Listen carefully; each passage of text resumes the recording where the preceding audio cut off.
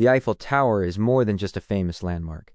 It's a testament to innovation, perseverance, and the shifting tastes of an era. Its history is filled with surprising details, and its existence today is a result of a combination of luck and foresight, the vision and the controversy. The story of the Eiffel Tower begins with a competition to design the centerpiece for the 1889 Exposition Universelle, which marked the 100th anniversary of the French Revolution.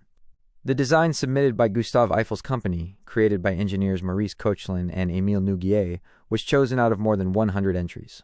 However, the tower was met with immense criticism. Many prominent artists and intellectuals of the time, including Guy de Maupassant and Charles Gounod, signed a petition calling it a, quote, useless and monstrous structure. They argued that it would ruin the Parisian skyline. De Maupassant, a famous writer, famously said he often ate lunch at the restaurant at the base of the tower because it was the only place in Paris where he couldn't see it. A marvel of engineering, despite the backlash, construction began in 1887. The project was an incredible feat of engineering for its time. A team of about 50 engineers and designers created over 5,300 drawings, and more than 18,000 pieces of wrought iron were fabricated with remarkable precision in a factory near Paris.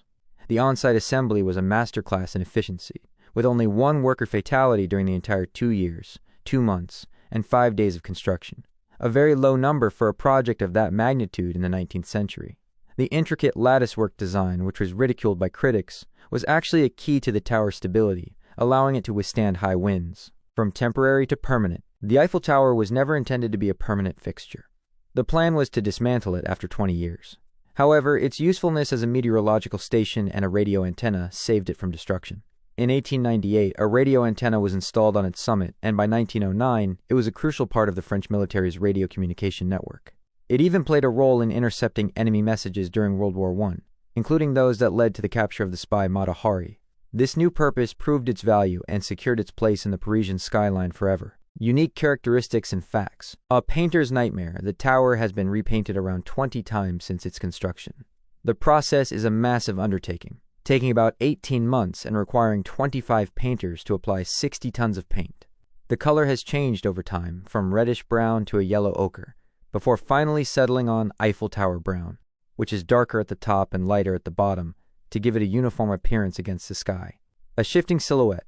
The tower's height can fluctuate by as much as 15 centimeters, about 6 inches, due to the thermal expansion and contraction of its wrought iron structure. The wind can also cause the top to sway by several inches. The private apartment, Gustave Eiffel, had a small private apartment on the 3rd level of the tower, which he used for his scientific experiments and for entertaining notable guests. The apartment, complete with period furniture and wax figures of Eiffel and Thomas Edison, is now open to the public for viewing. The grand lighting. At night, the Eiffel Tower transforms into a glittering spectacle. The golden lighting system, which was added in 1985, gives the tower its iconic glow. However, it's the hourly sparkle show created by 20,000 flashing LED lights that truly captivates visitors. The sparkle lasts for 5 minutes at the beginning of every hour from dusk until 1 a.m. The Eiffel Tower, once scorned as an iron asparagus, is now an indelible part of Paris's identity and one of the most recognizable structures on Earth. Its journey from a temporary exhibition piece to a global icon is a story of how a bold and innovative design can overcome initial resistance and become a timeless symbol.